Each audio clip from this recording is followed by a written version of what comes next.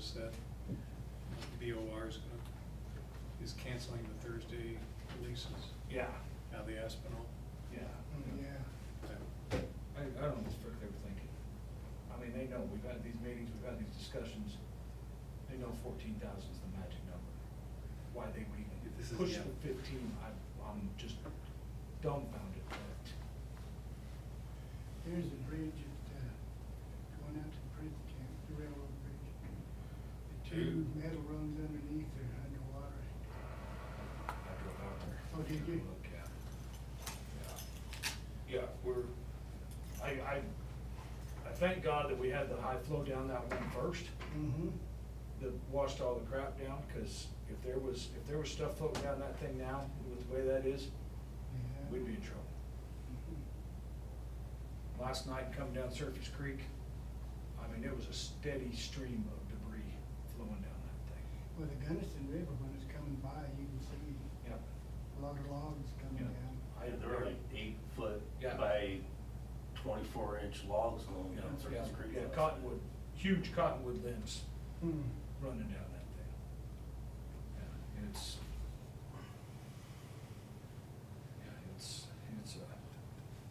well, we're lucky we haven't had more problems on that Surface Creek section, because it's crazy.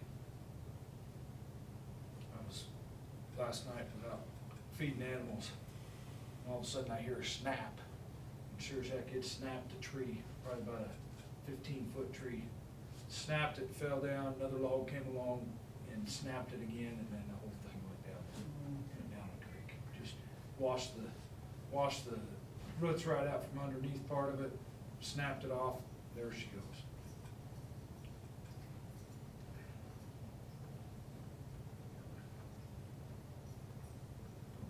I'll be cleaning up logs out the pasture for the next 3 months, so.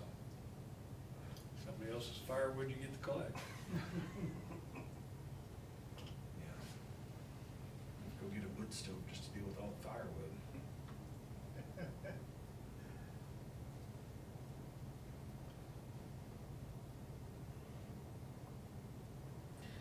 Well, it is 1:30, our scheduled time.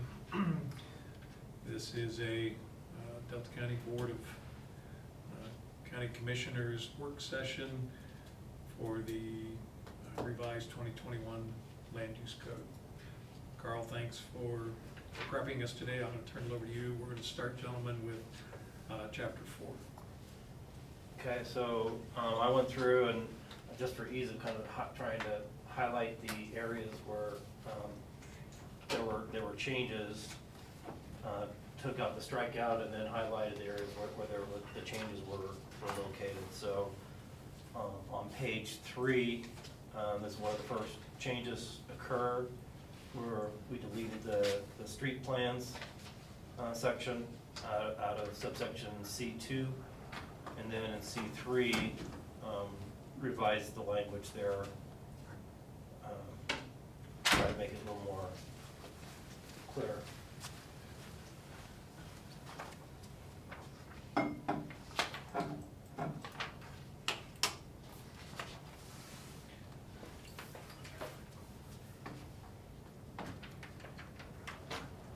Next change. Hang on just a second. Oh, okay, read that. Shall record an agreement, a signed agreement, sorry. Yeah. Trying to use to maintain that. Okay, thank you, go ahead. Okay. That was trying to take away, what not all parties signed, but giving some flexibility there. That way you as the board have the ability to kind of look at it case by case.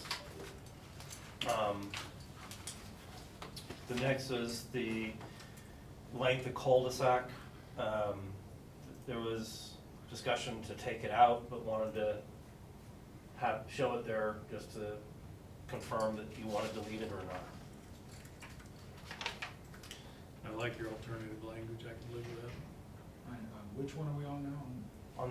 On page 4, subsection C5, C.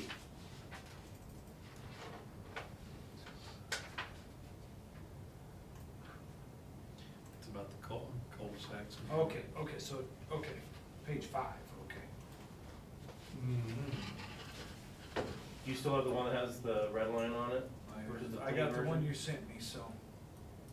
It might be, We're seeing page 4 here because we don't have okay, it's strikeouts. page 5 and 9, so let me. Yeah, maybe in electronic or something, it's,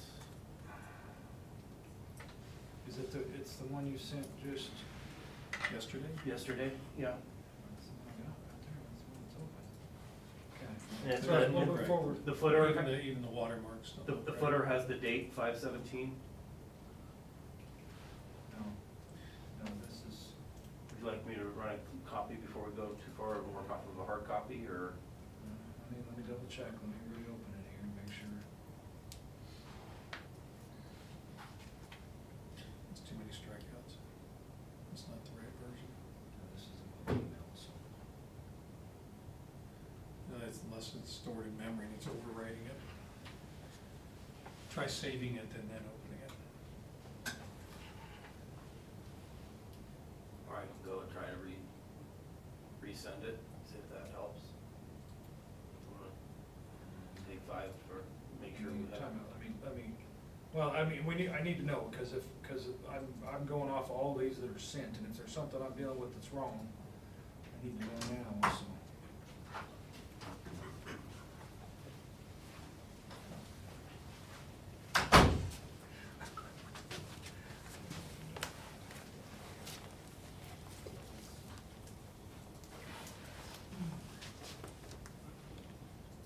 This is the one you sent right there, okay. That was the coalition comments. That was that one? Yeah. This one here. That's in chapter 12, right? That's chapter 12, the coalition comments. So that was, So, is there a different one? let me look. Maybe I don't have the right one. Thanks, whatever. 5/17 work session. I love IT. So, Okay. that, That looks like one that's going to pay for you. Okay. Okay. you might wanna do the download, because otherwise it's not showing comments, talks on the side.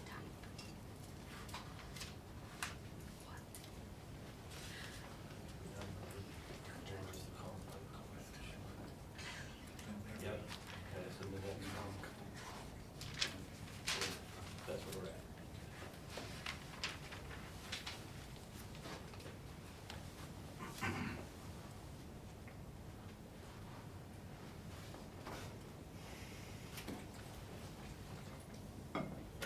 Okay. You good, Don? I hope so. If not, we'll be the Well, first then time are you I've ready? been behind, so. Go ahead. Just making sure we're all on the same page. He didn't pick up on that, did he? I didn't hear you, so no. Good enough. So we were on page 4, looking at the cul-de-sac and hammerhead step. Okay. And then over in the comment box on the side, the yellow highlight, I put some potential alternative language versus deleting it.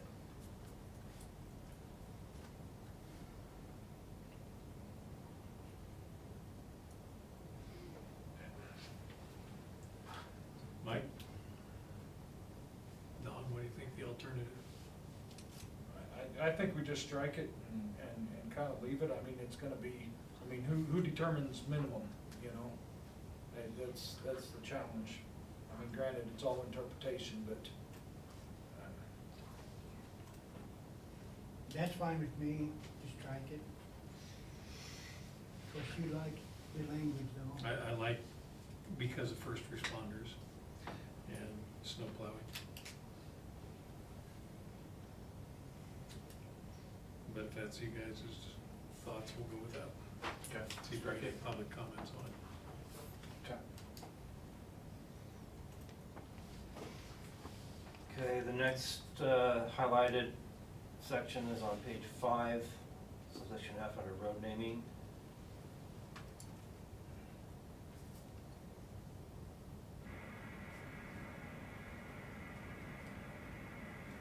This is one where you highlighted the language was a little awkward.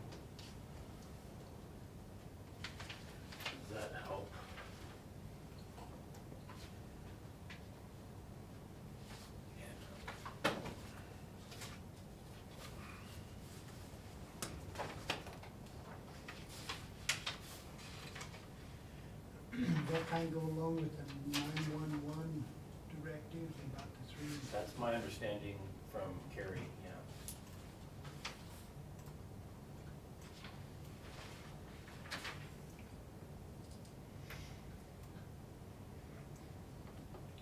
What are you digging for, Don?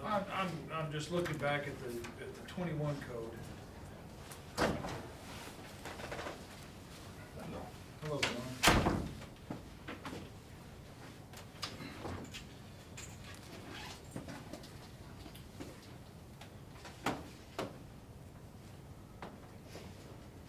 And did we, is this all new for this one, or was this? The road name?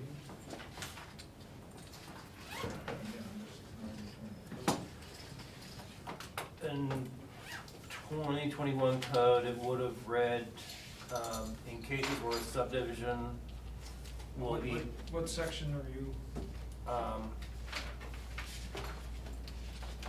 what section? I'm looking at the one that was, the draft that was done back in March. It's the same section. Oh, okay. The original wording was in cases where a subdivision will be accessed from a county road or state highway and will serve more than 3 lots and or dwelling units, the road shall be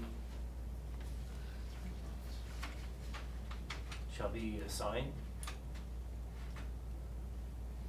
Something's missing there. This is the original 2021. It's in chapter 4. I don't know where chapter 4 is. Okay.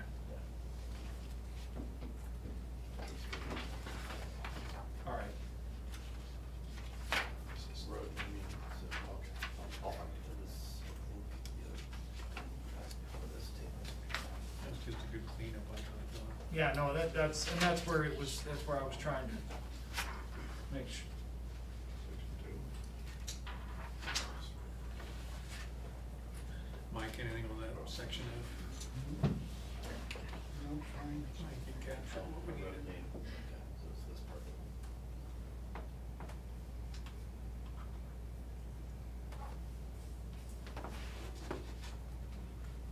Okay. No, we're good.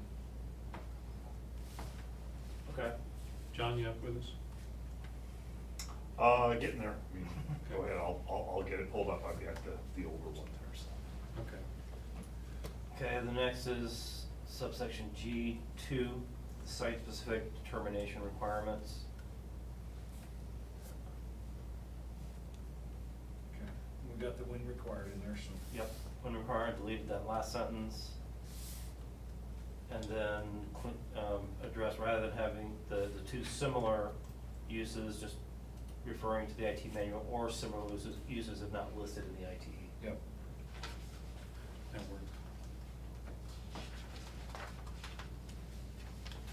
Okay, the next highlight is on page 8, the bottom of the table, having a footnote, the GFA refers to gross floor area.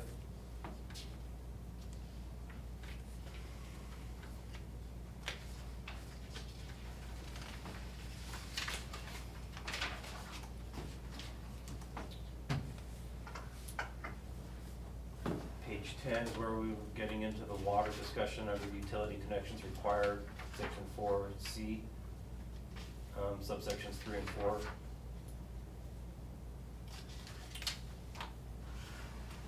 So we added the reference to chapter 5, section 3, where it has, it'll talk about cisterns, but also allows the ability to apply for a variance.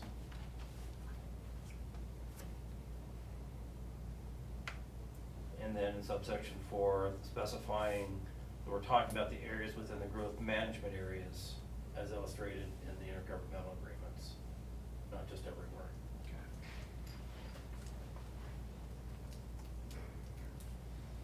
Did I capture that correctly? Yeah, I think she's there. Yeah. I think that's the one we're talking. Okay.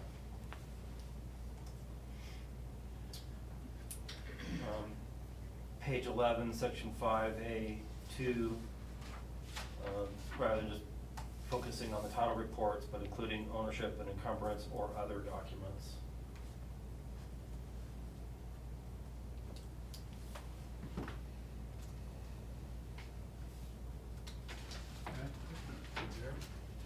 Okay.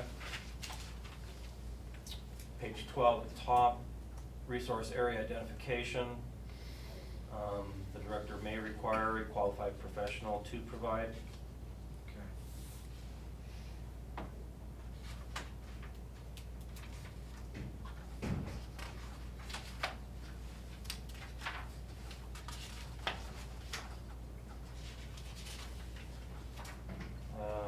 Bottom of page 18, as far as abandoned oil and gas wells, changed and to or physical inspection.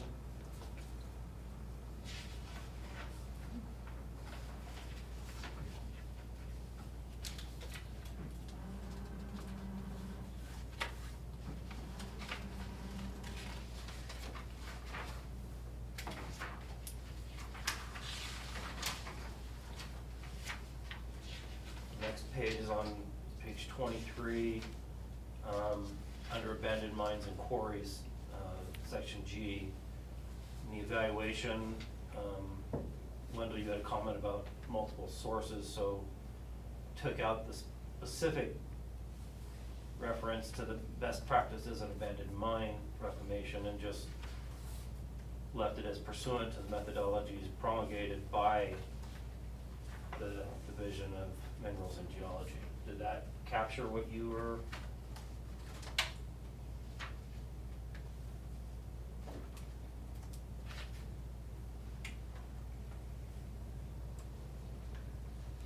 Yeah, but it's the Colorado Division of Reclamation, Mining and Safety now, Okay. the RMS.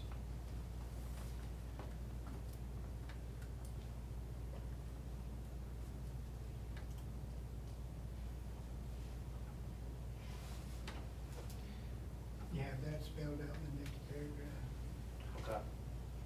So when you said there were multiple sources, it's still through that division?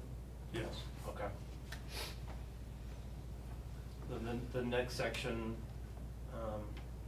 Don, you were looking at kind of the if applicable kind of context of that.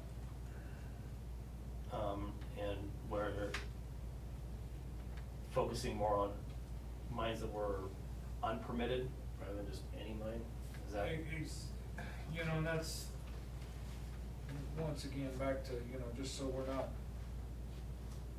you know, some third generation ago, farmer decided to mine a little gravel for his project on his driveway, and some unruly planner comes along and says, well, that's a quarry, we need all the permitting information on that, and we open up a rabbit hole that nobody really wants to go down, so.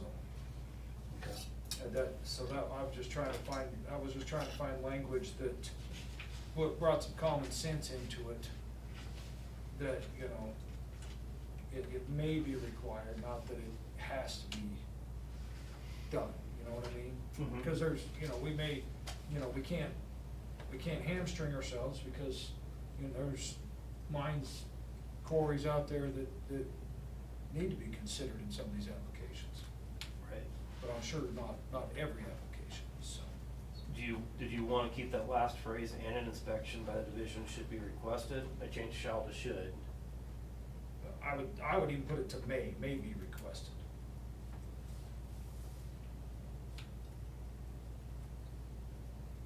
Because, If it's that unknown, I think it shouldn't be the proper. Doesn't mean they have to. right, may be, Yeah, but if you also got an open hole in the ground, you don't know what's down there. It's a 1880s, you know, hard rock mine, or an old coal adit, right. and they should have that checked out. If it's not on maps, not in the records. They should have it checked out. Yeah, but if it's some farmer that just dug a little pit for gravel, are we gonna say that should be checked out too? Yeah, but it should be, it doesn't have to be. I think a positive reinforcement there for the applicant is a good one.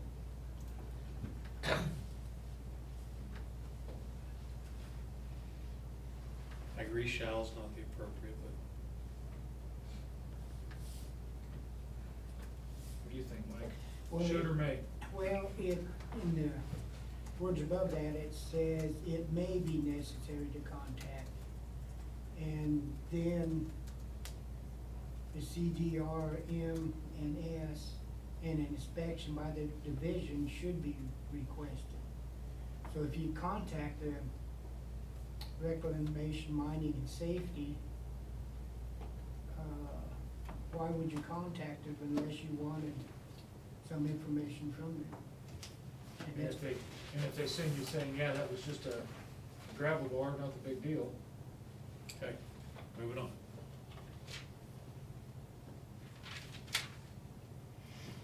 May, should? Well, we got it may be necessary. Strike that last phrase. Avoid the confusion. We'll leave it up to the division.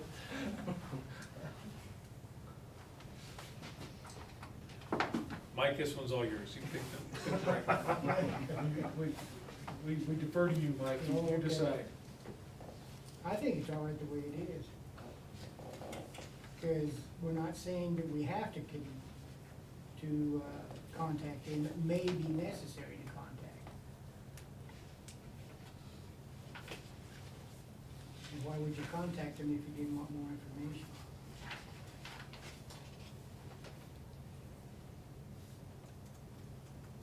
Should's fine with me. You okay with that, Don? No, that's all right, 2-1, I can handle a 2-1. Read up on you from time to time. Just like home, I don't win every argument. Well, we want you to feel at Is it home. 3-1 home? Is that how it goes? My wife gets 2 votes, so yeah, it's 2-1 usually. No, I was including the kids. Oh, no, the kids don't get a vote. Okay. So then down under section I, floodplain, floodway, adding if applicable under the initial opening statement.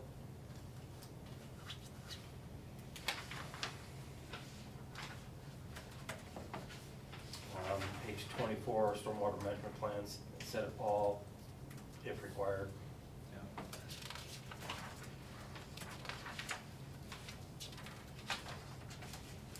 That completes chapter 4 of what I captured in changes from the last work session. I think that's all I had noted, John. That's all I got. Okay, moving into chapter 5. The first change I made was on page 33, under section 2B, geologic and sales reports. Changing R to maybe, and then the site characteristics, geologic and sales reports shall be provided by a qualified person, which may include a site observation. So try to reword that. Oh, I thought you were wanting the direction you wanted to go. That is for me.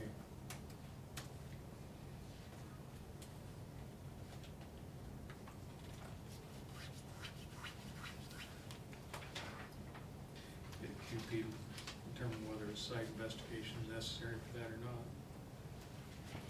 That was the conversation of, not necessarily requiring the observation, especially if there's an existing report, you don't even need to go out there. Jelly, you doesn't change that fast.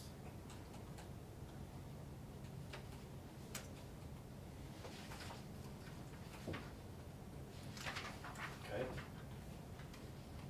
Next, Just 1 second, Okay. I had some notes here on the other one, I just wanna make sure we got those covered okay. from the last one, so.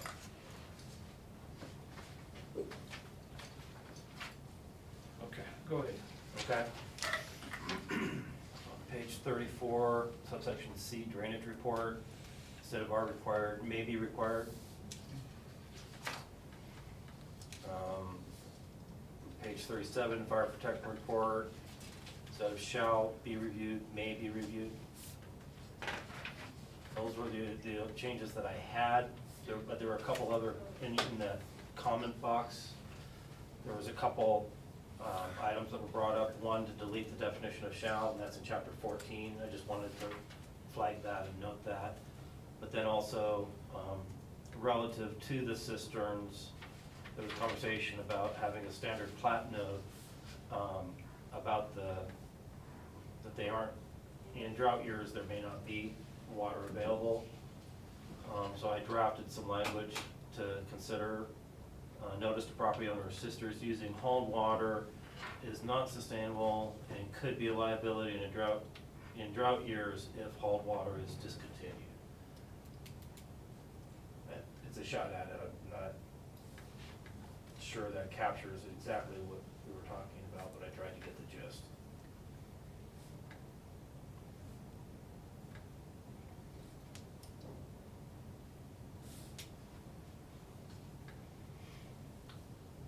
Or just say, and may not be available in drought years instead of a liability.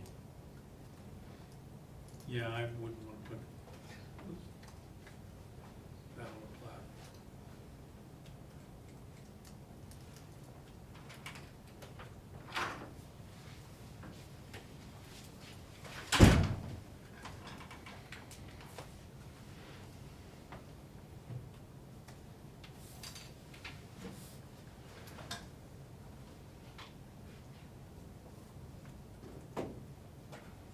Robbie, we're on chapter 5, page 37.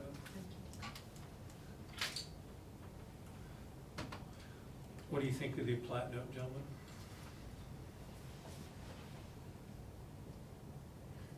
So as I just suggested, the revision, it would read, notice to property owner cisterns using home water is not sustainable and may not be available in drought years if hauled water is discontinued.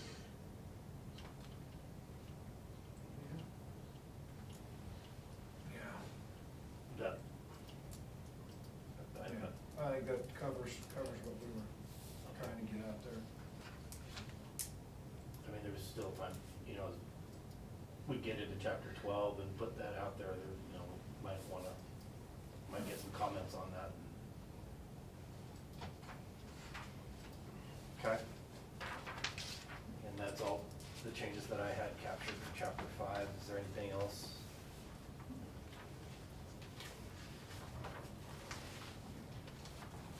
No, that's pretty good cleanup from 4 and 5.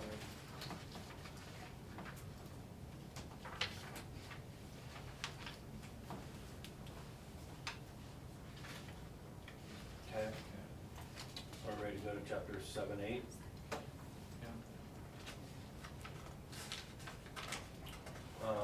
So on first page, under generally, it was requested to have the statement that individuals may request an informal consultation to discuss potential plans up front, so we added that statement there.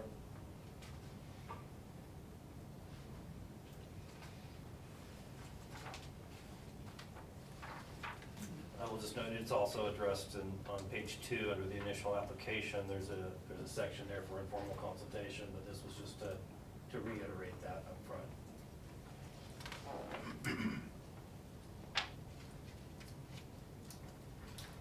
Okay. Next change is on page 4, subsection 5, courtesy presentations. Concern was relative to, you know, defining design charrette, so basically just as we were talking about it, just it's a roundtable discussion.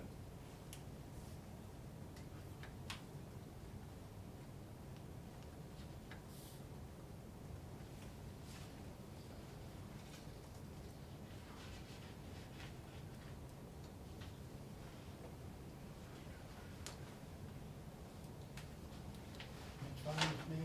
Yeah. Okay. The next change I have is not until page 8, which is in section 3B, under the technical insufficiency review for the application review process, changing from 30 days to 21 days. And that's under escrow for consultant review, Uh, on page 8. No. No, B2. Section 3 is application review process, subsection B is technical and sufficiency review.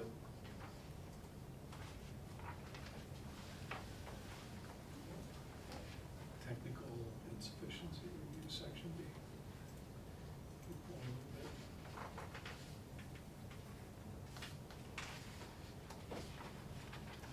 See, I had, which I right The escrow is before that, should be after the there. escrow. 21 days. Flip back one page, and I think it's just that section. Right. You're there.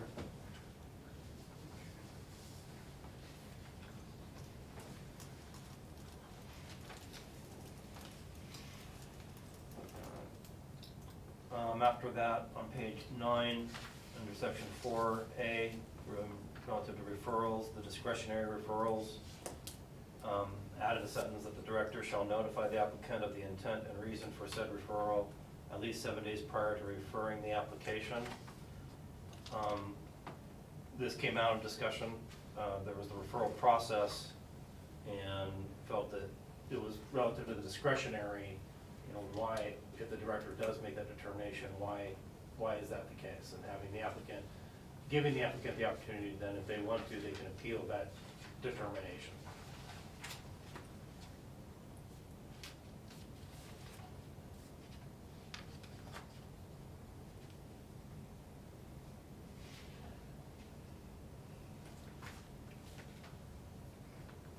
Any questions on that one, gentlemen? And then there's a sister change on page 11, that struck the part about the director's determination regarding such additional referrals is not appealable. And which section is, So this is in section 4, referral to agencies and adjacent property owners.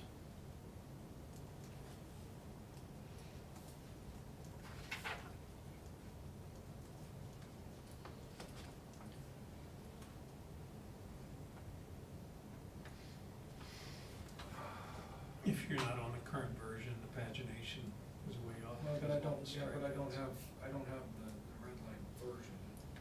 I'm trying to see, I'm trying to go back and forth between red lines so I can keep up with everything here, and I'm having a little tough time keeping up. So this is my inabilities here, not anybody else's.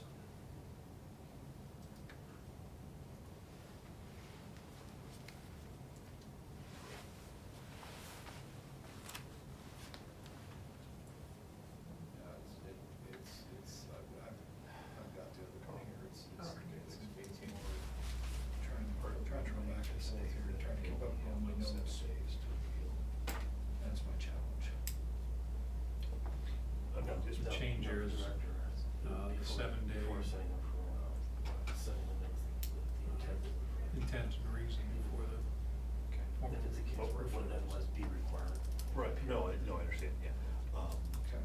But we're not limiting their time frame to appeal. Right. That's gonna be handled somewhere else. Yes. Okay. Yeah. So this is really just almost a courtesy. Mike, you there? Heads up, Mhm. of this is coming down the pike. Right.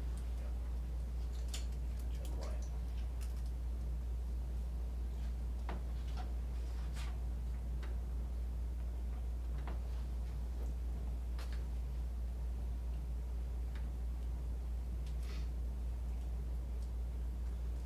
Don, let us know when you're ready. Yeah, I'm fine, go ahead. Okay, and then, like I mentioned on page 11, under section 5, referral process, striking the sentence that the director's determination is not appealable.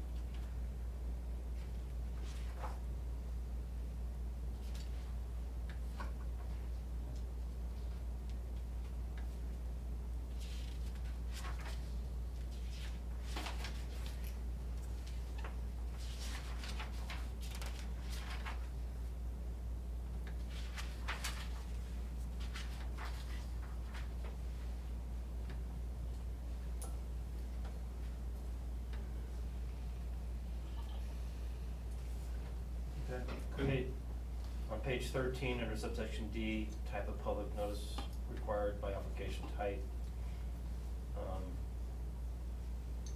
You asked me to go back and look at table 2B. I did, and I looked at kind of what was limited use versus allowed use, and so tried to clean that up relatively, and specifying, for limited use, that includes serving alcoholic beverage and or providing live entertainment, and is located within 200 feet of the boundary of a property, zone A5 to A2.5, or residential 1 shall require notice to abutting property owners. Where before it had read, in addition, any lot or establishment where alcoholic beverages are served, commercial place of amusement or recreation, or any place where live entertainment is provided within 200 feet of the boundary of a residential district shall require notice, regardless of the permit type.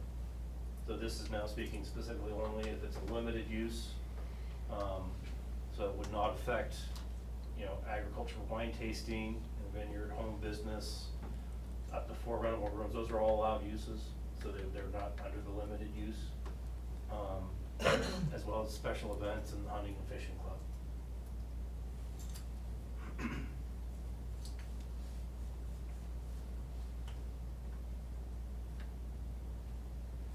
I thought that's what we were aiming for there, so Carl, you did a great job on that. Don, Mike, you got any comments there? We spent a lot of time discussing this one. Yeah, I think it's reasonable. Abutting property owners, if there's a road between, so that would be an abutting property owner. The way, the land use code describes it as a road. If you have a road on the north side of the road, the property on the south side of the road is considered abutting. Okay. Yes. Or of course, where, it shares a property line. Regardless of the type of rights of way. Yes. That's why. We don't get into that That's why I was distinction. smirking, I'm like, Yeah. Come on, John. You hear what I said? Okay.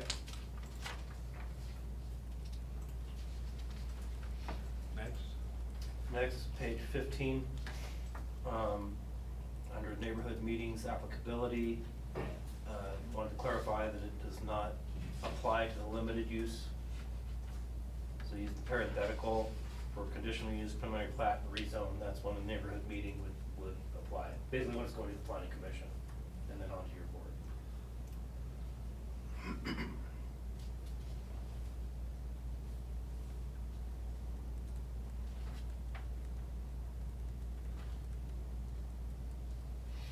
And that's the last change that I had in chapter 7. You have one on 5.4, but that's highlighted anyway. Is that- 5.4. That's in chapter 8, I think. Oh, I'm sorry. Yes. Thank you. Got too far ahead. Apologize. Thank you, Mike.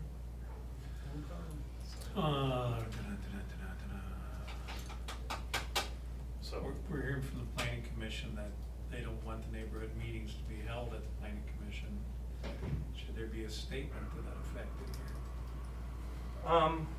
I don't know that it needs to be. I mean, this is saying that it has, that the timing is prior to that first hearing.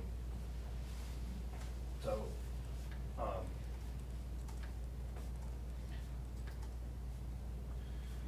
I think. Hey, you're right, planning department should just state that, it's gotta be held prior to the PC meeting. Right. so Carl, on the parenthetical, and this is always confusing, but when you use the term EG, that usually is a list that is not all-inclusive. Okay, right. Whereas Okay. IE You're right, yep, is a list that, IE basically means that is. yes. And if we're saying that is, That in is- other words, that's- in other words, that's if it, we're that's only everything, talking about yes. conditional preliminary plat and Right. rezone, You're correct. we should use that. Yep. So it should be Yep, IE. it should be IE. I didn't know. I'll do everything. Say that again. So if it's IE, Here, I'll even read it to you. because it's of course a Latin term, Of course, yeah. means something. So the abbreviation IE stands for id est, which in Latin means that is. So if you're giving a list that, the commissioners are, well, the three commissioners, whatever. Whereas if you use the term EG, it stands for exempli gratia, which means for example. So it could mean others as well. Yeah. Make sense? Yep. All right.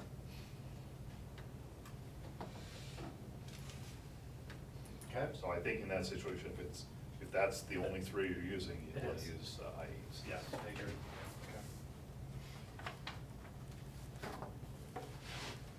Okay. Did you remember that Latin, or did you have to look that?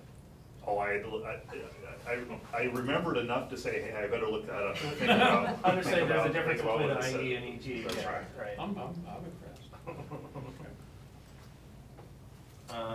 On page 17, under limited use permits, which is section 2, subsection 5, referral, there's a list of reasons for potentially referring the limited use to the planning commission and the board. You asked me to try to take another shot at the language there about trying to capture that there's use-specific standards in chapter 2, and if they don't meet those standards, that rather than denying it or saying you can't do it, that this would give them an avenue to go to the planning commission and the board to have that review. So that's what I was trying to capture with, here with that language. And if there's a state statute or state law in effect, the county couldn't override that state Right. law or whatever it is. Right, they gotta follow that anyway. Mhm.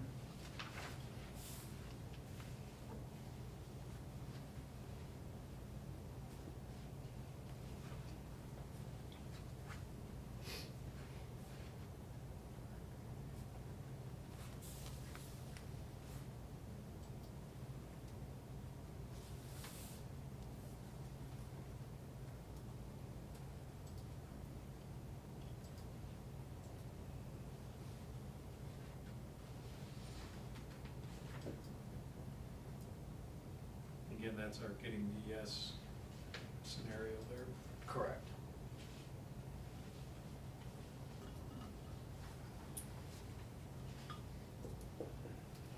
Mike, any thoughts on that one? Fine. Don? Okay. Moving to the next highlight, edit, is on page 27, relative to variances, section 6, the hardship findings. If I remember right, you didn't have specific changes, but you wanted to think about the language more.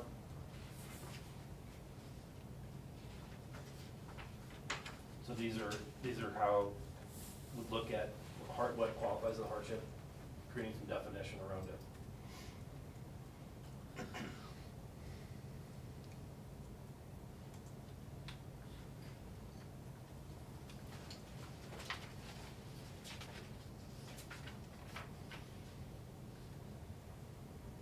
That's good. Keep it as is for now? Okay. Concurrence? Mhm.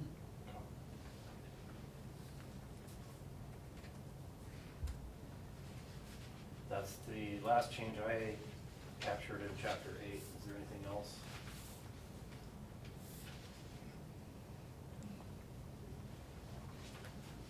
I didn't have anything else in that chapter. So then that would move us to chapter 12. This will be the first review of that chapter. Do you have a hard copy on 12? Thought we did. I'm looking, that's 4.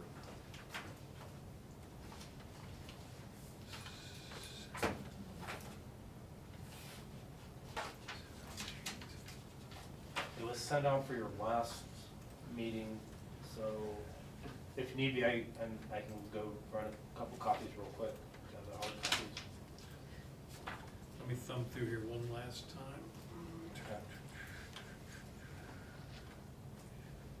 It was sent out for the work session on May 12th. It was with this bundle. At the top, it Yeah, says I for saw it. BoCC work session 5/12/2023.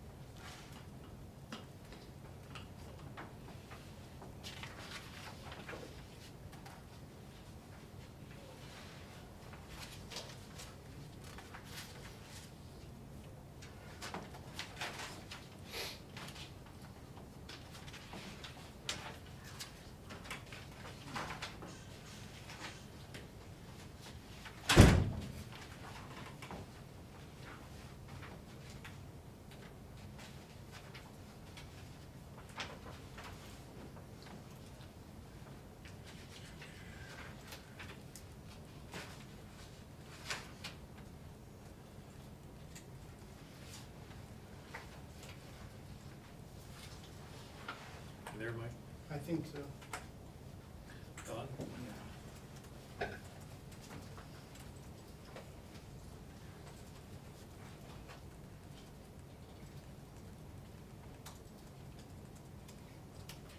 And we got the one comment letter just today, correct?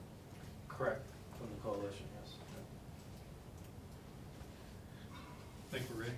Okay. So section 1, scope of regulations. Some of this is being added in this section versus when we get to things like minor plats that was moved from other chapters previously. The intent here was to, the only reference to exemptions was in chapter 1, so this is specifying the purpose of the subdivision regulations, what's exempt, and the standards for this chapter.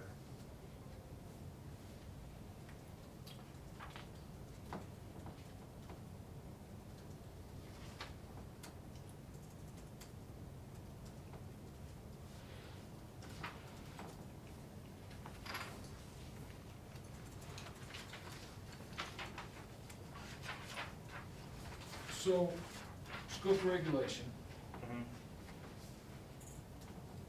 sub A, sub 2. It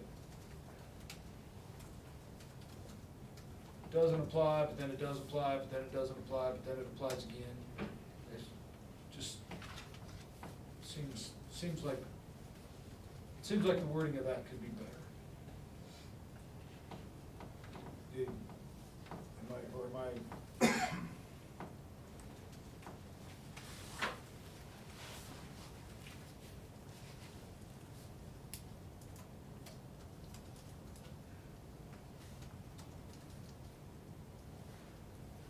And John, maybe you can answer this, because this is all statute language here, so. Yeah. I'm sorry, where are you at, Commissioner? Chapter 12, section 1, sub A, sub 2.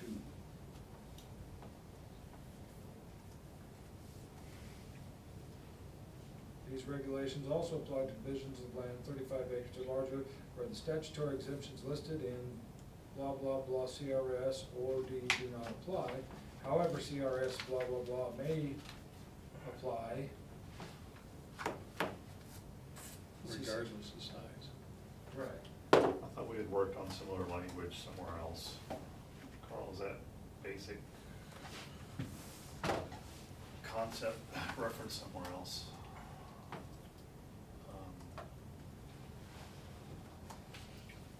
And here, so let me tell you where this challenge is coming to me right now. Because dealing with a constituent right now that is having trouble understanding the code.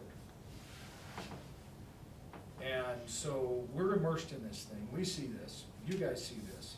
Oh yeah, that makes sense. But the average Joe that's trying to develop a piece of property, that don't make any sense. You know what I mean? And it's statute, so I don't know exactly how you make sense with it, because statutes typically don't make sense to anybody. But, Except for John. except for John, He does well. and then what's that thing he always says? Depends on target. So, you understand where I'm coming from there? I do. So this is gonna be, which, Talk, yeah. this is a prime example of when you start getting in and changing these things though, that are clearly laid out in the statute, we have to be very careful that we don't say something that we think we're saying the same, but it's a little bit different than statute. Right. And that's really, that's kind of dangerous, because the statute says what it said, whatever, you know, what it says, so, well, what's C four below here? There's a requirement for that. Seems like it's range usage there. Yeah, maybe. Let me see. I haven't gone through to double check the Right. cross-references. But it's just the sentence structure, I think.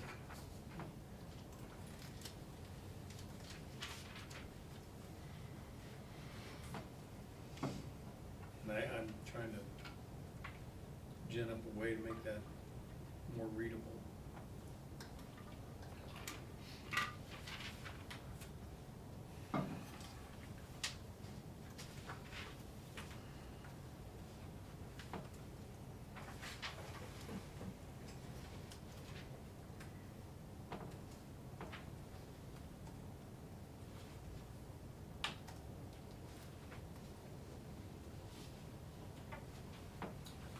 We can sure work on that language, but that, Carl, I know we worked on similar language somewhere else. And then in chapter one where the exemption was. Well, yeah, because I think we worked on similar language somewhere else. I don't Okay, know well, that I can get. I'll I don't know flag that it and I don't know that I can get to that. This might be a place for a good IE or EG. You can't stack them. You can't stack 'em up. You really want to confuse people. Would you guys then pick up on that section? Yeah. Carl, you and John, please. See if there's a better way to put that, that's. Okay. I mean, I mean, I'll address that again, Commissioner Shipus, of, we gotta be really careful. I understand it's not necessarily common speech. But that's what the statute says. And I'm gonna always, in something like this, probably err to the side of being true to the statute, so we don't say something that is inconsistent. That doesn't mean we couldn't, I mean, I agree when you're just referencing B, C, or D. But that's actually what the statute says. Well, no, and I know that that's what it says. Right. I'm not saying that, you know, we yank numbers out of the sky here. Well, and I think, you know, there's kind of, you know, there's statute, right? People are required to follow the statute. There may be cases that in the land use code that we want to make reference to the statute, and I guess, again, not trying to reinterpret the statute, but make people aware that it may not be just because it's 35 or larger, there are some exceptions in the statute. So you've got the statute open there, John? I have 3028 open right now. Can you just give us the 30,000 of what B, C, or D actually are? So B talks about, well, this is kind of the operative. This is really the operative that people are really kind of keying in on. So B is the So subdivision is defined, so it's kind of including everything. Division of parcel land in the state which is used for condos, apartments, or other multiple, these sorts of things. And then we list the exceptions. The exception is, it doesn't apply, so the term subdivision doesn't apply to any division of land which creates parcels of land, each of which comprises 35 acres or more of land, and none of which is intended for use by multiple owners. I know we've used that language, Carl, so somewhere else. So we've already used that language somewhere else. And I think you should stay with that language, because it's very specific. The other thing is again, if there's case law on this matter, oftentimes case law is based upon specific language. So the minute we get off of that specific language, then what are we really talking about? Are we talking about the language that is, that's already been decided by a court, or there's multiple cases, or our own language? Well, we could get challenged on our own language where the statute is just, it's already there. I mean, that's, so I think we can rework, section 1A2, to do some of that. Sorry, you asked the rest of it. That's B. C is talking about,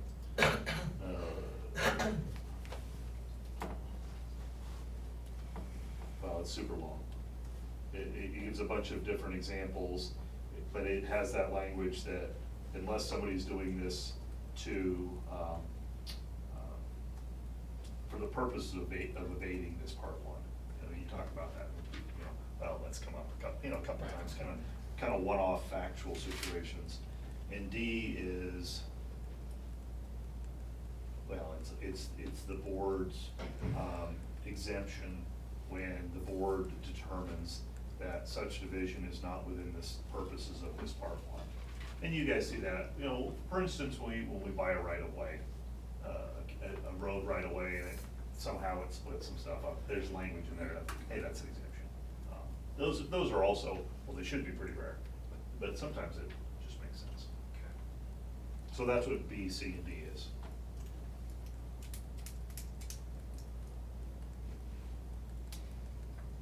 But we can rework that. I think we can do better. Yeah, if you I think we would, can do please. better on that language.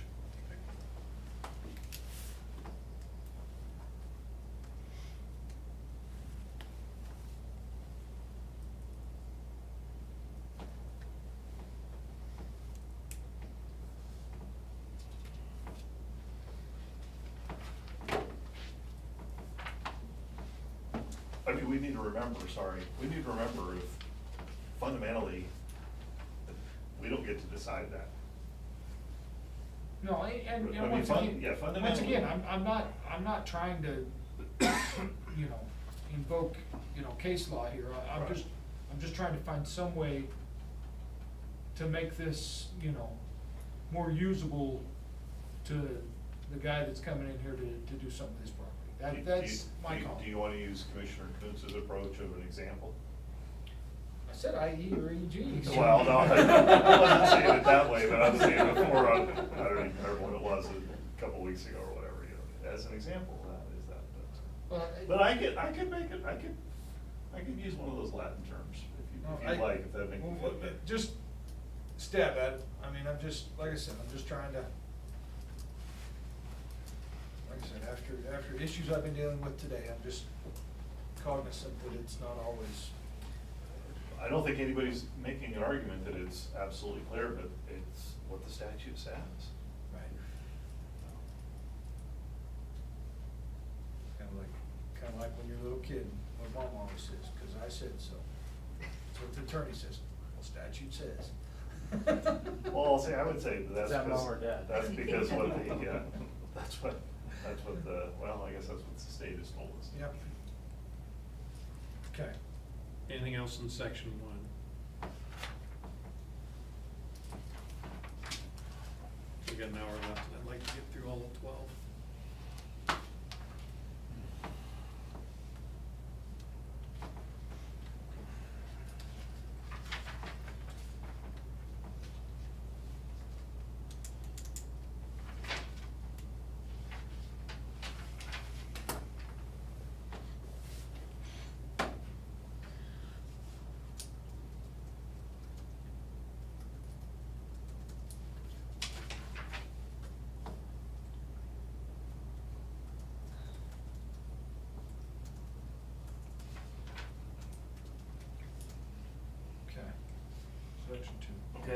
section 2, minor plats, replats, boundary line adjustments.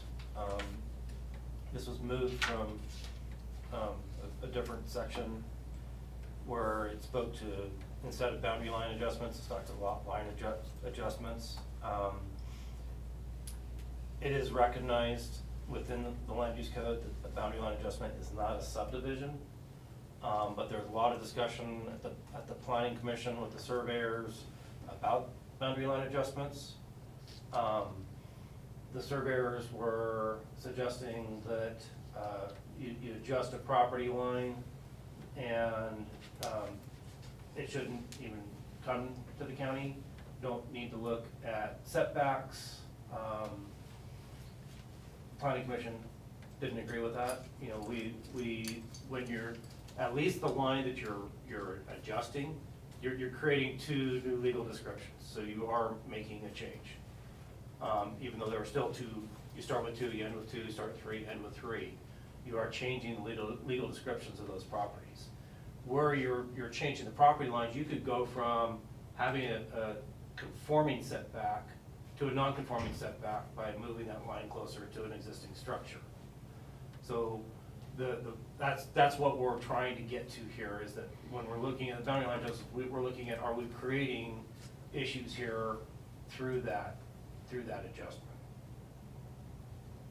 But with a boundary line adjustment, we're not getting into, you know, other parts of, there's no plat notes. We don't have dedication of right of way. So we don't get into that subdivision review like we do with a minor plat.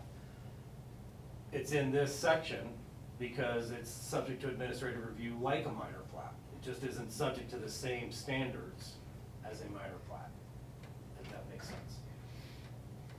So I don't understand PC's logic in a boundary line adjustment needs to come before them. What do they see? No, it doesn't need to go, that's not what they're saying, but it should be part of the administrative review. It should be reviewed by the county, and we shouldn't be creating new non-conforming situations with variances where the lot line's being removed. If the building doesn't meet a setback and that lot line isn't moving, that's a non-issue. But if they're moving the property line and creating a non-conforming setback, that is an issue. Is the septic, you know, on the property, when you're adjusting the property lines, you have 2 houses with 2 septics, you know, where is that septic and leach field so that it stays with the house that it serves on the lot, regardless, you know, even with the adjustment to the property line. So when we had our meetings with the surveyors discussing this exact point, you know, we had a discussion about possibly language in the code that would say, you know, certified land surveyor can make this lot line adjustment provided it meets setbacks requirements stated in the code.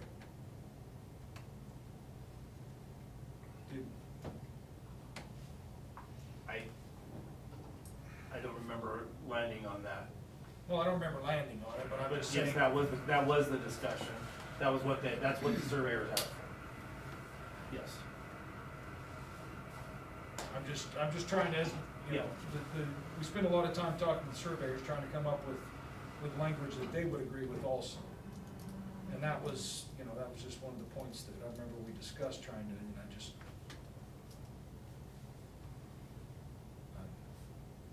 just not opposed to, you know, they're the ones that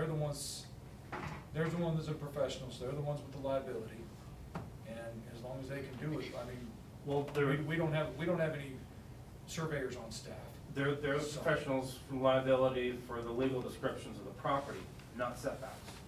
I agree, but if it's in our code that you can draw this line as long as it doesn't infringe on any setbacks, then what's it, I mean, what are we hurting?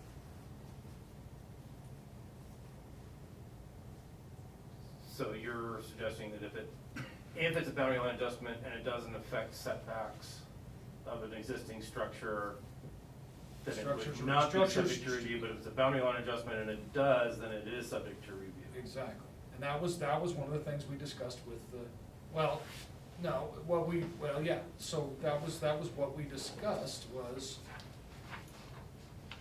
if John Bear's certified surveyor and he goes out there and redraws a line, moves a line for two neighbors, two agreeing neighbors, and there's no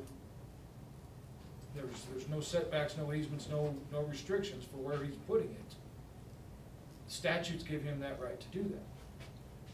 So, that's fine, and I think as long as we don't have to, you know, I don't see, like I said, I'm just, it's one more cog in the wheel for the, or one more hoop to jump through for the property owner, when there's not necessarily a reason to do it. Well, I don't know that, I agree that there's no reason to do it, again, because there are certain things that we are looking at from other things that the surveyors aren't. And you're basically, you're having to make a distinction between a boundary line adjustment, doesn't need review, doesn't. Versus just saying boundary line adjustment needs review. If there are no issues, clear, obviously it's not a big deal. If there are, then at least they're already in with the application, so.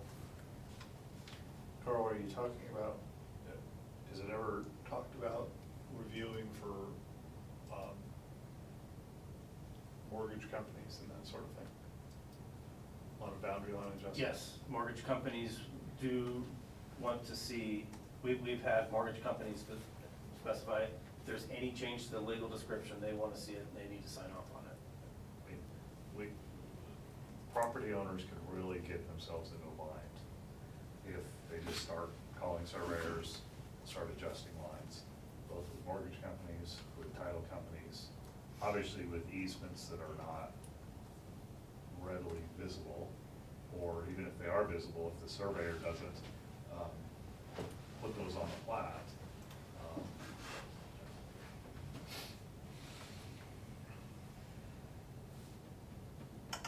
But I think a big thing, if anybody holds a deed of trust on a property, that is to a particular legal description. And that really, you could really end up with a problem. You could have someone sell a piece of property that nobody knows is encumbered, or I should say the good faith purchaser doesn't know is encumbered, and comes along and gets foreclosed on. And that could be ugly for them. Now, what that does for the county, I don't know, but I have to think about that, but that's a real problem. It's a real problem. Or has a non-conforming easement or setback. Well, You know, I mean, So how do you prevent that? How do you, is it buyer beware, or do we ask our director of planning to put an eyeball on it? I guess that's the difference. And that's where this is at this juncture. We did go back and change the checklists and all to, you know, to make a distinction of what's needed with the boundary line adjustment. have we added the property tax payment to our checklist after the debacle last year? Yes. So, Yep. okay, We do that up front. okay. And it's just an admin review Correct. for a BLA. Correct. Do we charge for it? We do at this juncture, yes. 150, is that right, Brittany? Yes.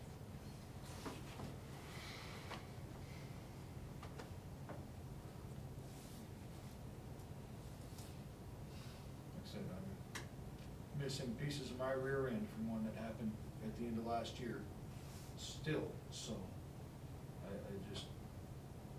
just wanna make sure we're trying to keep it as simple as possible, so. And there's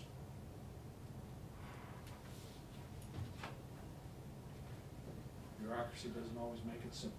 Nope.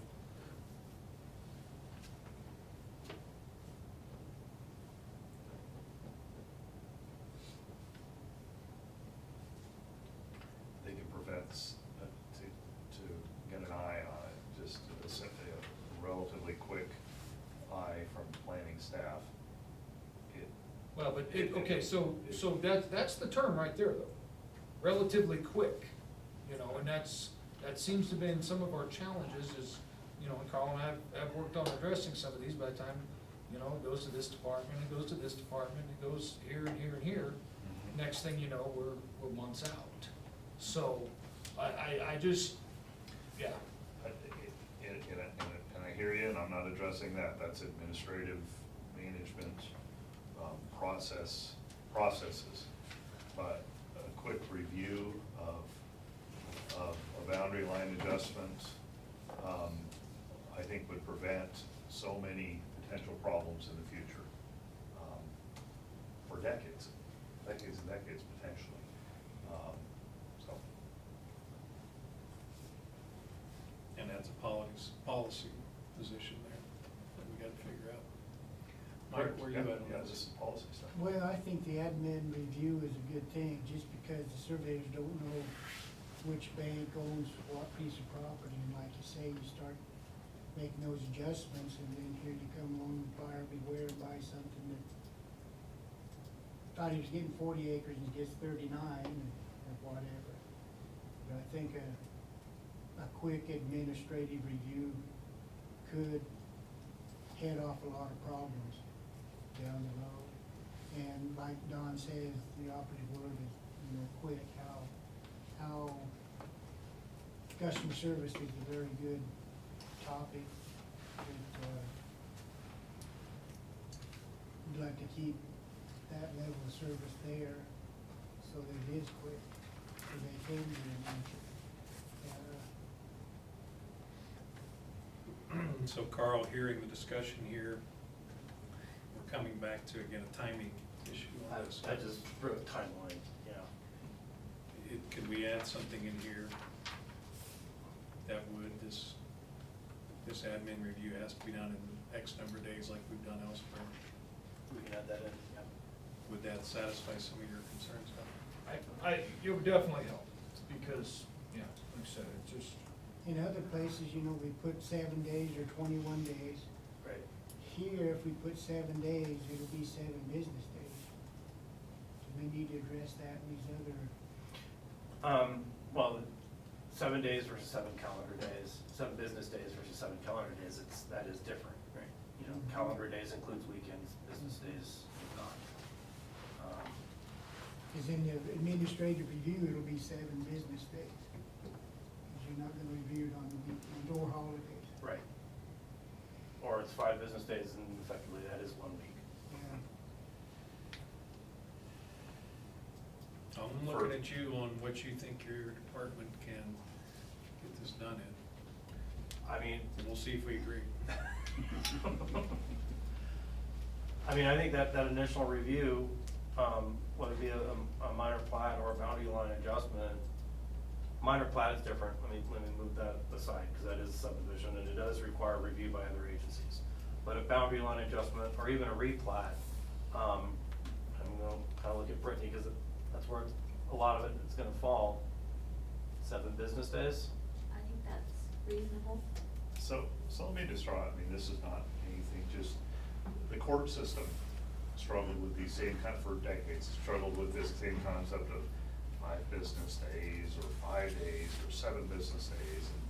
And they actually comprehensively, I think they worked with the legislature, because quite a bit of that was in the statutes as well, but then a lot of it was in rules, court rules. They just went completely away from the concepts of business days, calendar days, and they effectively adopted a calendar. They don't call that anymore. And everything it's called the rule of 7. So everything is either 7 days, 14 days, 21 days, 28 days, 35 days, and so on. And it actually, once you start working in that system, it actually is pretty easy, because if something comes in on Wednesday, you know it's due, if it's 14 days, you know it's due 2 Wednesdays from that, and that sort of thing. So I'm just throwing that out there. It's nothing, I'm just saying. Gotta make it The simple. the whole court system in Colorado went to that, I don't know, a number of years ago, probably 4 years ago So or they something. effectively calendar days. It's effectively, everything is calendar day. You never speak about business days, because then, oh, what about this holiday? You guys wanna have holidays? It's a county holiday, state holiday, federal, come on, you know, it's just calendar days. And then they go to the rule of 7, 7, 14, 21, 28, You get into with some weird stuff sometimes when it's 130, whatever, days or whatever, but at the same time, it's always weeks, so you can start thinking in weeks. I'm just gonna throw that out there. I don't So have any- 7 calendar days. I don't know how many days. We just- I'm just telling you that, especially within one document, if we're using different types of timeframes, that might get confusing. Yeah, Just a thought. go with calendar days. We're just not going with the metric system. I'm not gonna make an argument for the metric system. Okay. We will use, point or decimals for feet, right? I use decimal feet all the time. I know you use that, that's right. Anything else on then on just boundary line adjustments? What about the minor replats, minor plats and replats?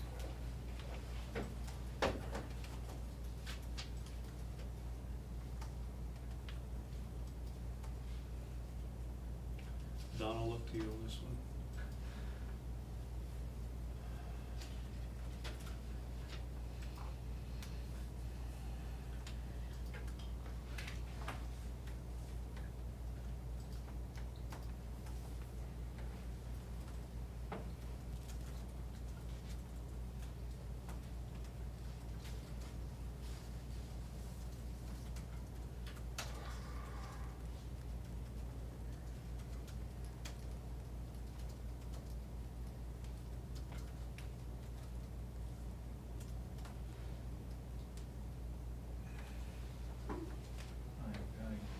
I'm not seeing anything jumps out at me here.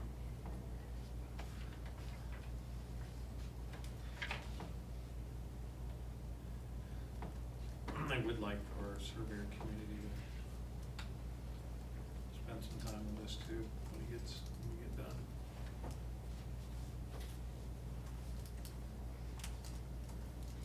And anything else in section 2, minor plats, replats, and boundary line? Before we jump into B.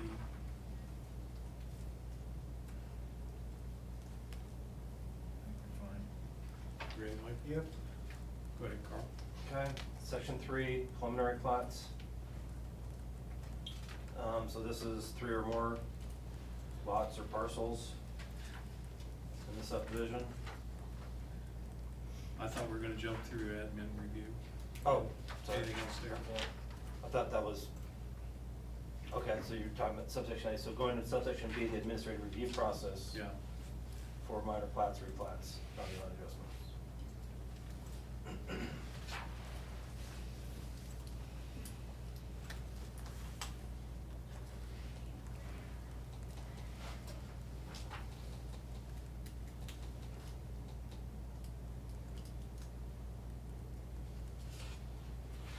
Carl, is there any point in this admin review section that would benefit from a timeline?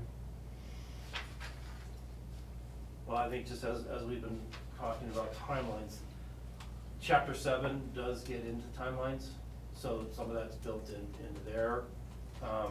Here, so the, completion, complete, incomplete, the technical sufficiency review, that is addressed in chapter 7.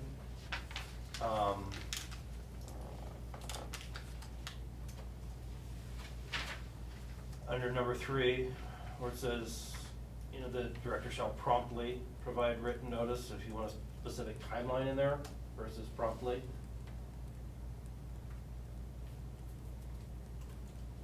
Timelines for appeals are in chapter 9.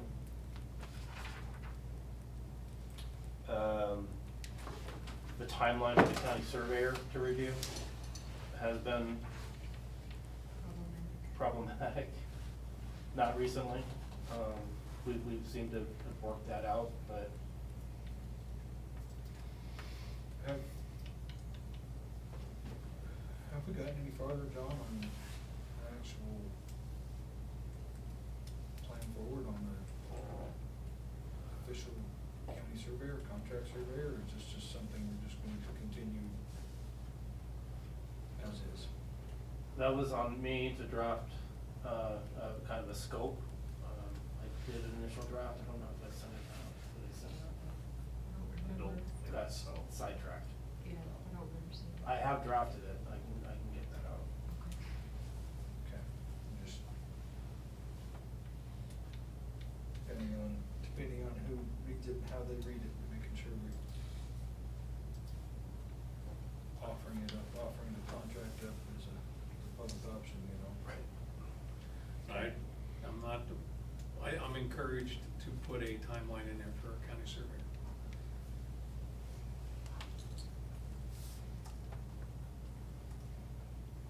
"14 days sounds reasonable. What do you guys think?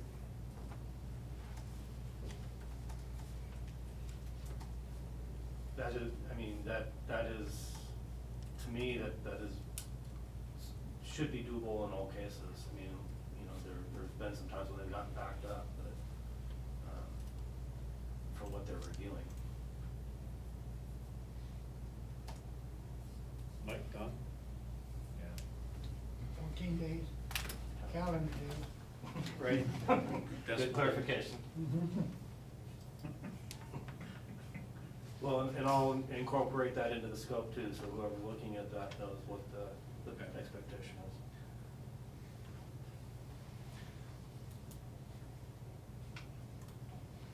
Then, on number 3 on that same page, "Following action by the decision-making body, director shall promptly provide written notice."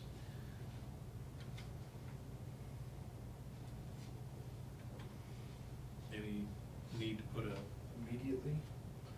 I mean, that is what we, in practice, that's what promptly has been, that we draft it the next day or two at the most. but then 7 works for me. How about you? So we've got a definitive on that. Okay.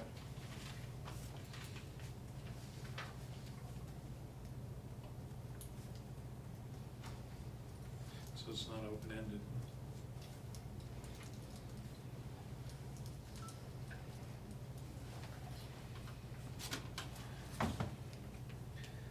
Got lots of strikeout here. Oh, that's view boundary.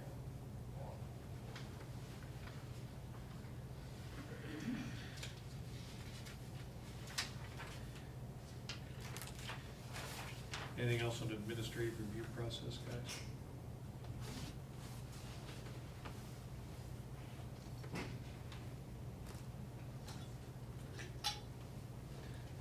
Want to go to preliminary and final plats then? Or preliminary plats, excuse me. Yeah, we separated final plots out, because that really is a different process. Okay. Walk us through this one, Carl. Okay.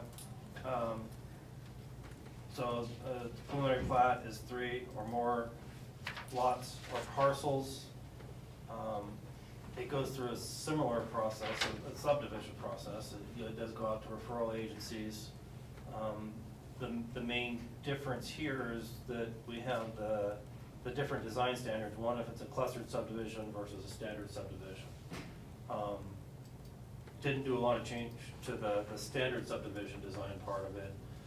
The clustered subdivision design, it was flagged to come back and talk about the stewardship areas. Other than that, the main difference here is that, again, the stewardship areas was the big conversation. But this is where it then goes to the planning commission and the board, so it's a more extensive review.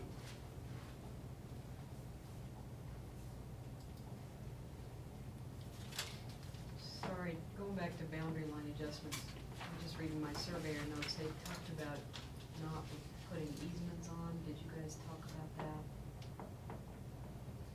that? As far as me not putting easements on the plat? If there was a boundary line adjustments, they mentioned that adding easements on for review was We aren't slightly- requiring new Okay, easements as far as the boundary line adjustment, because again, it's not a subdivision. right, But we do expect them to show existing easements. okay. Sorry, I was just reading notes from that meeting. But so like, sometimes we've sent it to UVWA and they want, or, you know, where there isn't an easement, they want an easement added. We're not doing that through boundary line adjustment. Okay. We're not even sending it to the agencies in that regard. I think that's what that Okay, thank you. meant.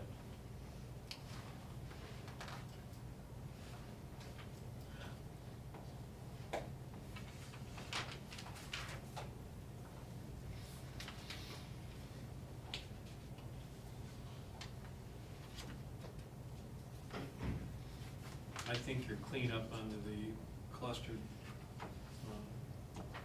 section for generally reads a lot better.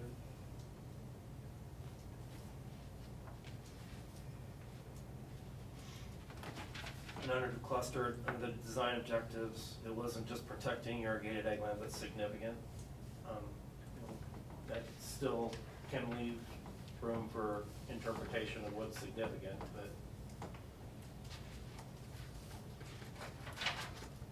And then subsection 4 and 5 under that was part of the discussion between the planning commission and the surveyors. And this is kind of stemmed out of a couple of clustered subdivisions that have come forward where they put building envelopes and then how much of the parcel or land should be in stewardship area in order to get the exception, call it, of a clustered subdivision. So you have 20 acres and 5 acres is put into stewardship area. Is that enough to warrant allowing smaller lots, more lots than what the zoning would otherwise allow? On the, do we want to be consistent under B for design approach and just, it's minimize? Where are you at? Okay. Under B? Under design approach, 5, design approach.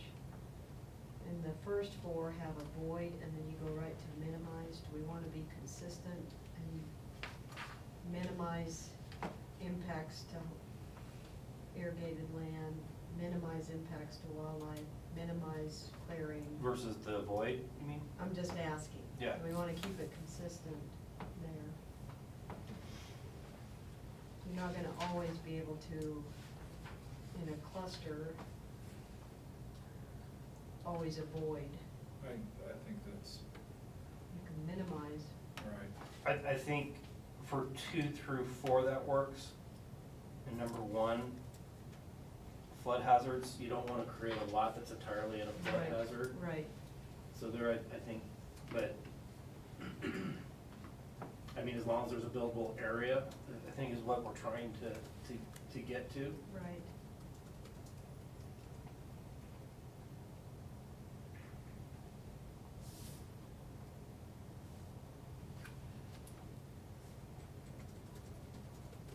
But if you minimized flood hazard, minimized. You can still have flood hazard on the lot. You're still on the lot, you know, you wouldn't be Right. condemning the entire lot because there's a flood or a geologic hazard.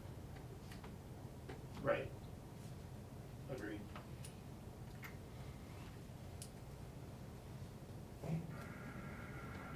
I'm okay with that change. Okay.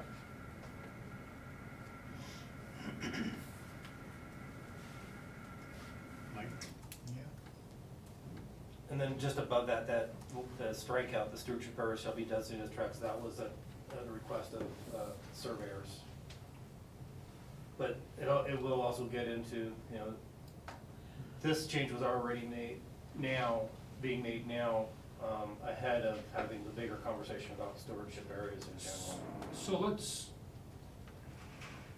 go back up to design standards here. Standards of approach. Design objectives? Standard subdivisions, design standards. Under C. Standard subdivision, okay. So, capital B. Capital B, yeah. Right. Under, or the arrangement of lots. Oh, okay. No lot shall be divided by a road, alley, driveway, or other lot.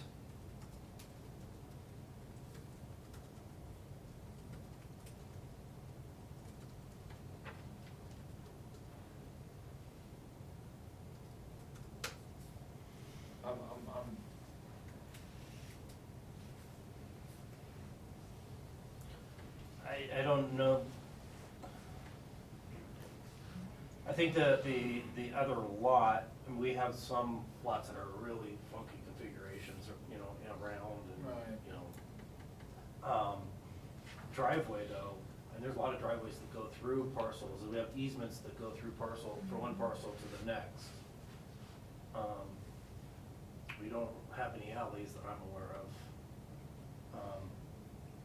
But you know, when you divide it by a road and it's in fee simple title, you are effectively creating a division of that lot.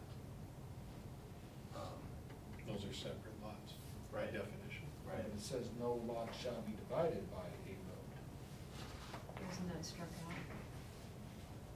out? Not here, no. I'm thinking it's a wording issue here, is the challenge.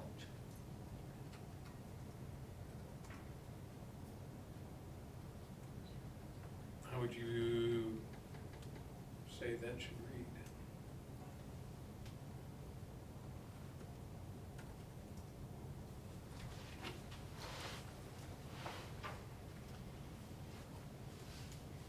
Because we've got plenty of driveway easements that go right up property lines. You wouldn't But it necessarily doesn't wanna. split a lot. But you wouldn't want a separate lot just because you have a driveway. So that's what I'm saying, the wording complicates things here. But what are we trying to accomplish? That's what I'm asking. No, already you asked that word. I'm asking, what are we trying to accomplish by that, Well, okay, so- that phrase, that So, sentence? you know, we've got a driveway going up a parcel here, and we got lot 1, lot 2, and that driveway's right here. But we're saying that you can't use a driveway to split a lot.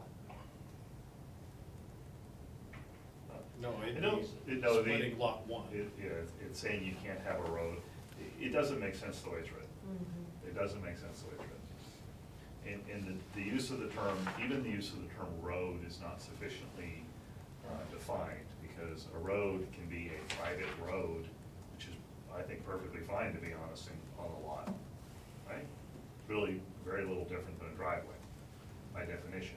Obviously, a road that someone, well, in this case it'd be the county, or the state, owns in fee title, that, as you said, by definition, is already a different lot.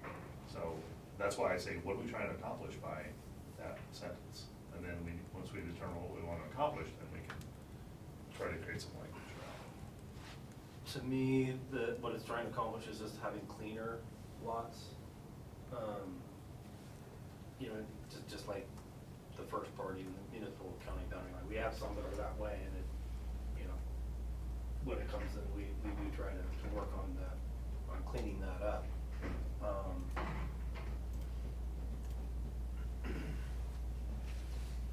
We can try to work on. Yeah, what we're trying to accomplish here is we don't have lot 1A and lot 1B. As a result of a road or something. It's another,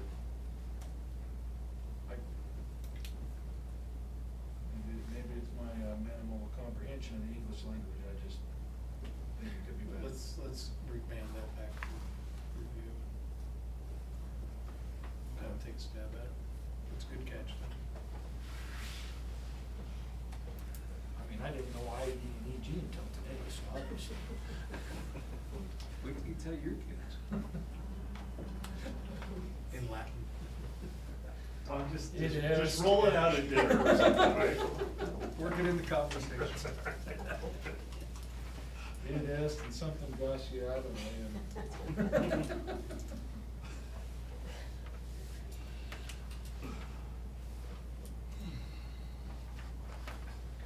Okay. Anything else under standard and clustered?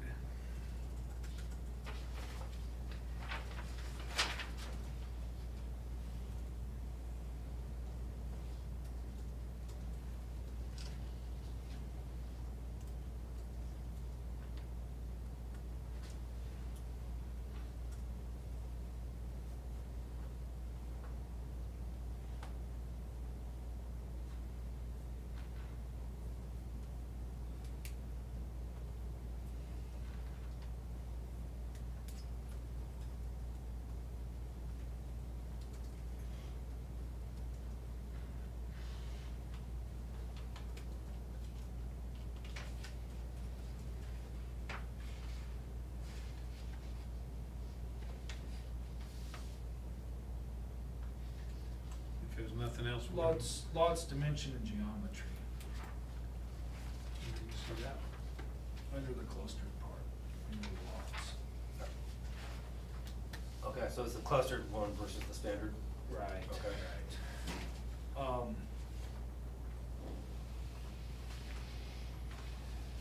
We've got the orientation shall be sufficient and appropriate and shall facilitate with sufficient access, emergency setbacks, open space, on-site parking, privacy, and view.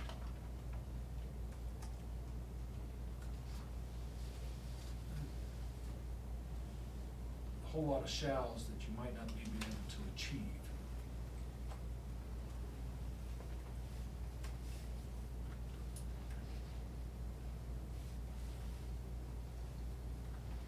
This might be a spot where we could put a should.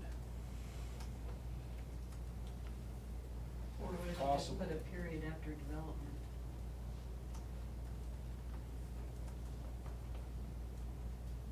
Cause your Or setbacks. contemplated. I mean, yeah, the list, Yeah. you can ask for variance for setbacks, you can ask for variance of lot size, you can ask for variance for parking.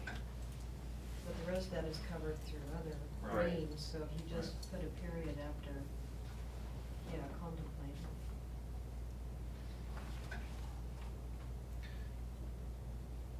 We really don't want a bunch of really bizarrely shaped lots. Right.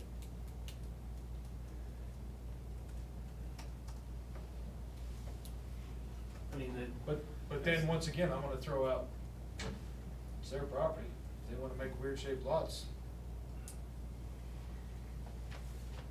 Is that not a right? I'm just asking. well, with this, it is getting into design of the lots.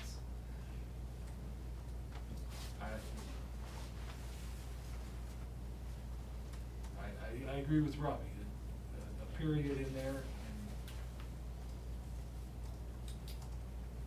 After contemplated.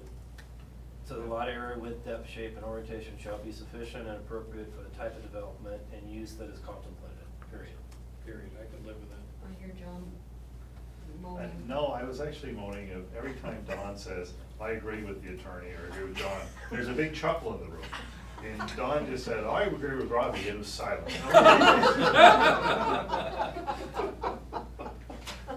That's what I was resetting myself. Okay.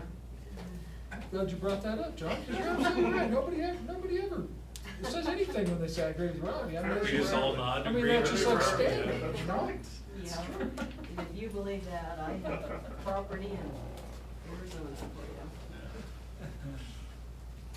Wasn't it just this morning you said, I think you're wrong? I said that? Let's try that. Strike out that. Okay. Okay.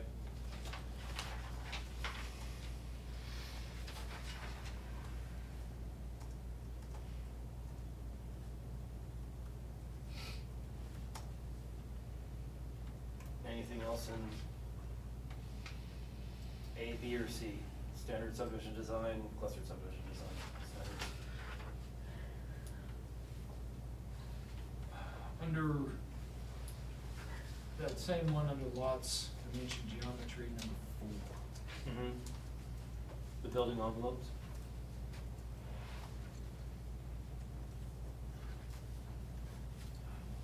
I've got.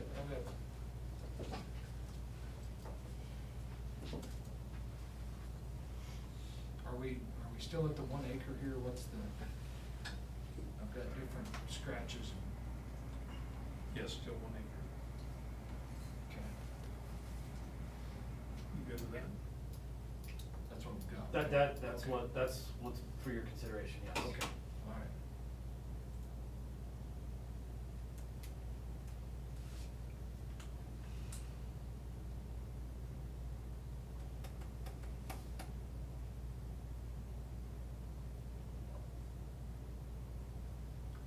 Okay.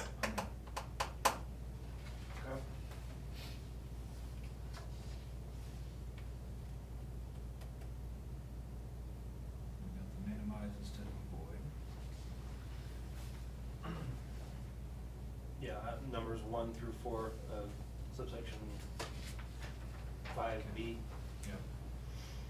Okay. So reduce the stewardship areas?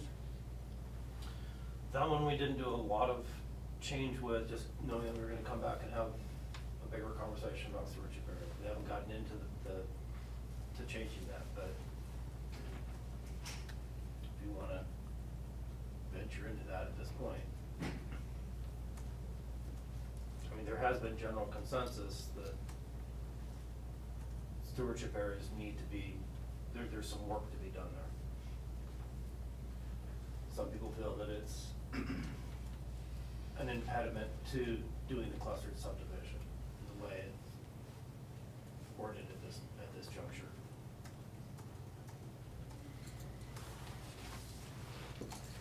So a term easement, when you look at some of the farm bill language, it says 10 years. I wonder, I mean, I know that's I'm just thinking of that language we just started to review. So, ag conservation easement is. A term easement. A term It's easement. been listed or proposed for 10 years.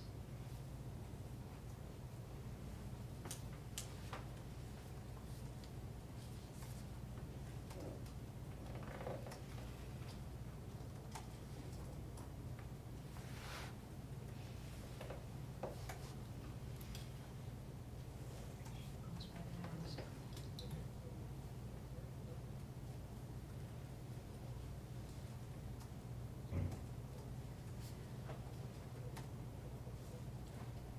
Because we're not paying for it. Right, but if somebody wanted to put a conservation easement to get whatever that benefit is, that would, in my interpretation, does qualify as a stewardship area. Right. Who sets the limitations on the use of the, or the development activities within the stewardship area? Is that the landowner? I mean, beyond. Beyond, Beyond yeah. what's here, Yeah. there could be discussion when the preliminary plat comes through the public hearing process. So that could add some criteria, otherwise, yeah, it is really, these are the only real general criteria. I mean, if none of that was pre-existing for utility or otherwise, it's the landowner's decision whether to make it an agricultural stewardship area, an ecological stewardship area, Correct, with whatever parameters in. yes. And is that in perpetuity then? The way the land use code is right now, yes. And that's why Robbie mentioned the term, 10-year term. So that's really a policy question, you know, for, again, in exchange for the ability to increase the density, the number of lots, reduce the size of lots without having to go through variance through the cluster design. That's the trade-off. What do you as a board for policy want in exchange? The way it's written is you have the stewardship area in perpetuity, whether it be for, you know, habitat or ag, whatever that might be. I don't know that perpetuity would stand up. I don't like the term perpetuity ever, so. Kind of expected, yeah. We had, because we had that conversation on the restriction for lot size variance, because that was written in that it was in perpetuity. Right.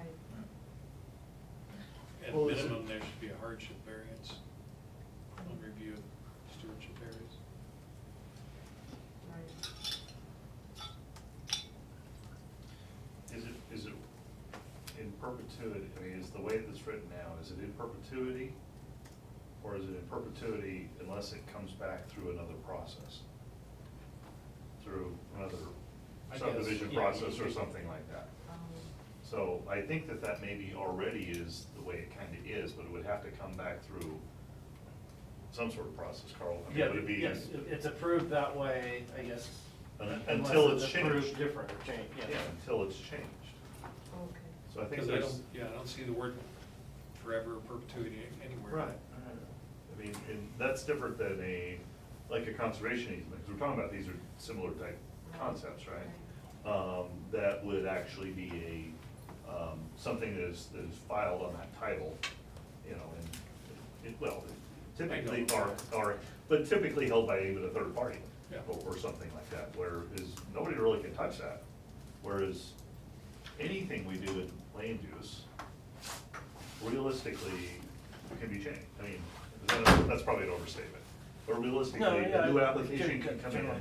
that says that it gets a new look at it. If that may be 10 years, maybe 20 years, maybe 100 years. Well, there is the section above this, in part of the design approach, it says long-term maintenance. Financial surety or other mechanism for long-term maintenance of stewardship areas shall be provided.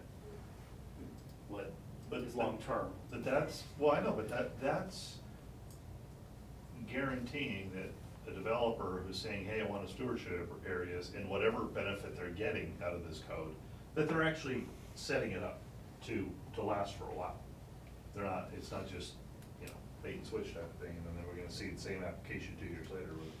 I mean, to me, the financial surety is probably more if you're maintaining it as habitat than ag. I mean, because ag, you're using it, or habitat, or managing. Or you're not taking Or- water off Or, the stewardship right, area. right. Some sort of a showing that that's really what they intend on doing with that property.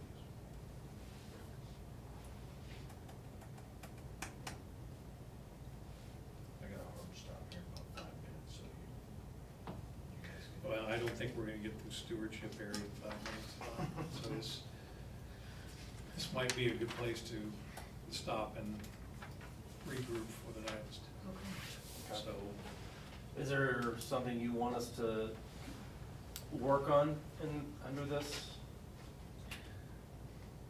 Or just come back and have a chance to think about it and come back to it? I think give us a chance to study it up, and then we'll come back Okay. and hash it out. I'm open for any kind of inspiration, direction here that guides us better here Okay. for a Delta County specific type stewardship area. Gentlemen, we are not done with chapter 12. So we need to reschedule another LUC meeting.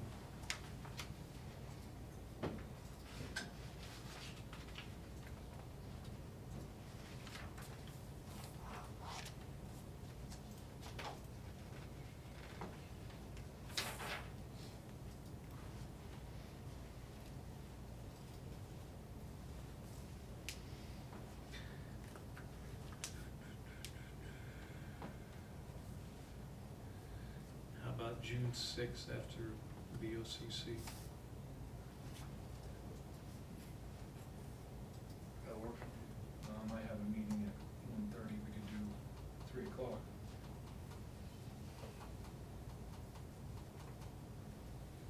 3's fine with me. 3 o'clock on June 6th. Yep. 3 to 5, June 6th. Okay. At that time, we'll finish chapter 12. We've made some other requests here, so maybe we do the cleanup review, The first part of chapter 12. you know, and jump in with starting at stewardship. Okay. At this point, we've covered 1 through 11. You've done 1, 2, 3, 4, 5, 7, 8, Not 6. 13. Not 6, 9. 6 is like the agreement, subdivision permit agreements. 9 is the appeals. 11 is nonconformities. I don't know if you want to do that. And then chapter 14, definitions. We need to do the whole thing. I mean, if we're gonna go through the process, we need to at least do the whole thing. Even if it's just read through it, yeah, it's fine, go on, but I think we just need to make sure that we're concise. Let's be prepared to finish 12 and do 9 and 11. Okay.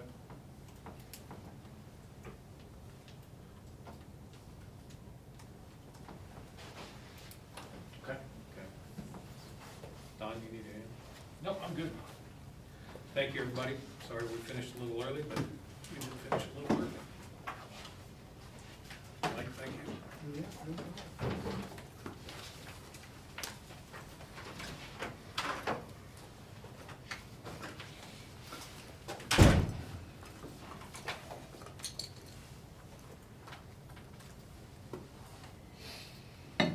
So all back on that subdivision, because I know I worked on that, Rich. And so, you think it's up in chapter one?